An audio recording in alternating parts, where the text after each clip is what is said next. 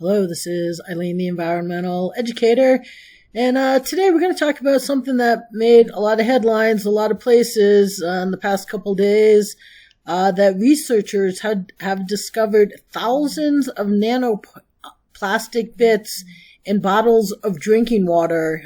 This is January 8th, 2024.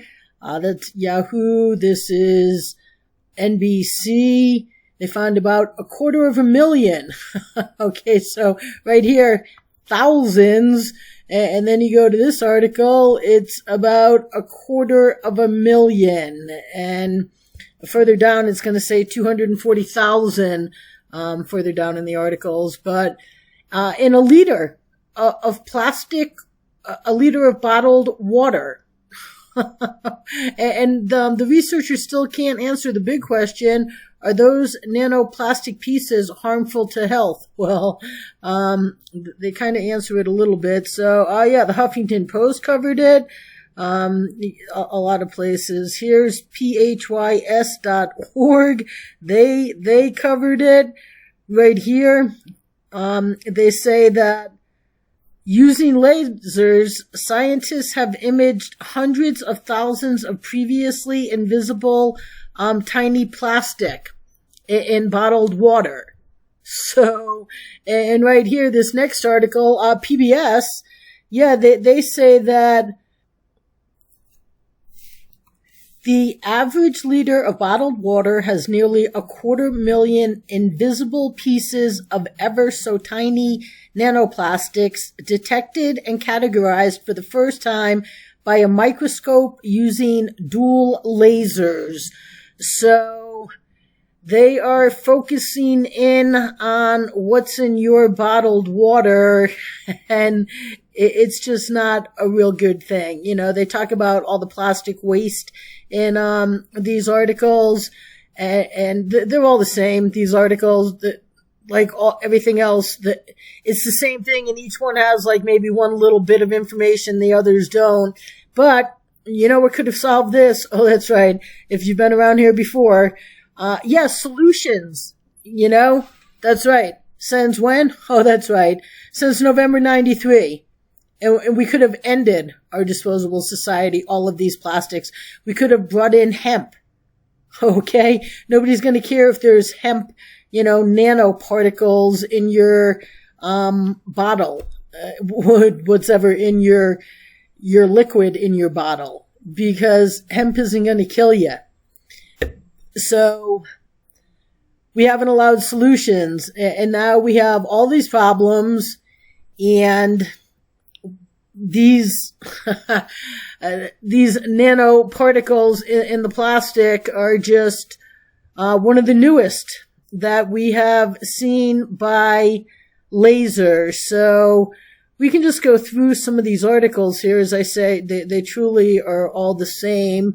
But this was done by researchers at Columbia and Rutgers University, who they looked at 5 samples, each of 3 common bottled water brands, and found particle levels ranged from 110 to 400,000 per liter, averaging at around 240,000. So up to 400,000 liters per particles per liter. So these particles are less than a micron in size, and they say that a human hair is about 83 microns wide. So 1/83rd of a human hair. And they say that much of the plastic seems to be coming from the bottle itself and the reverse osmosis membrane filter used to keep out other contaminants. So you're using a filter to keep out contaminants, and that filter is putting nanoplastics into your liquid. Okay. Why are we bottling water in the first place? I'm sorry. Oh, that's right. That would go back here to environmental solutions of educating people so that they live responsibly, and then we wouldn't even be doing bottled water. And so, yeah, researchers are trying to figure out if it's harmful to health. They say that's currently under review. We don't know if it's dangerous or how dangerous, said the study co-author Phoebe Stapleton and a toxicologist at Rutgers. We do know they are getting into the tissues of mammals, including people, and the current research is looking at what they're doing in those cells. And this article right here, this Huffington Post article, it says that a Duke University professor, Jason Sommerell, says that we know that nanoplastics carry all kinds of chemical additives that could cause cell stress, DNA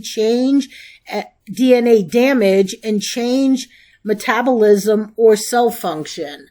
So these beauties are getting into you, and this could be a whole nother field of medicine in the future, getting the plastics out of the body. Oh my God, what did the plastics do to the body? That's right. Why? That's right. Because no environmental voice will allow solutions, and no one like James O'Keefe and all the independent media will not tell you this truth. So everybody's to blame there.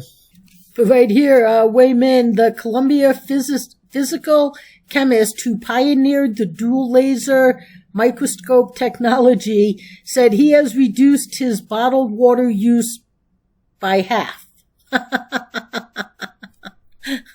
Only by half? I mean, I guess, what's the alternative? Okay. Tap water, Berkeys, it'd be interesting to see what comes out of those too. You're still breathing in the air. You're still eating the food that still has all of these pollutants and chemicals and toxins in it. So, even if you cut it out of your water, there's still plenty of ways to get it into your body.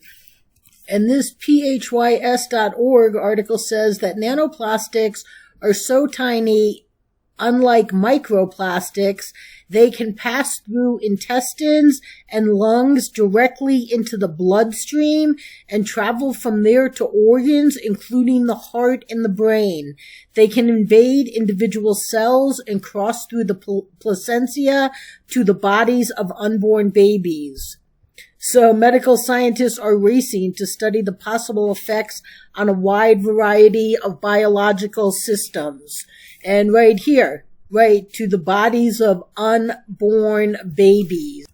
And this Yahoo article right here, its first paragraph says that it seems anywhere scientists look for plastic, they find it. From the ice in Antarctica to the first bowel movement produced by newborn babies. So yeah, while the babies are in the womb before they are being born, they are subject to all of this plastic from their conception, from the minute they start. So, oh, that's right. What would be the solution? Oh, not having this plastic. That's right. But no one will allow it. So, stay tuned, people.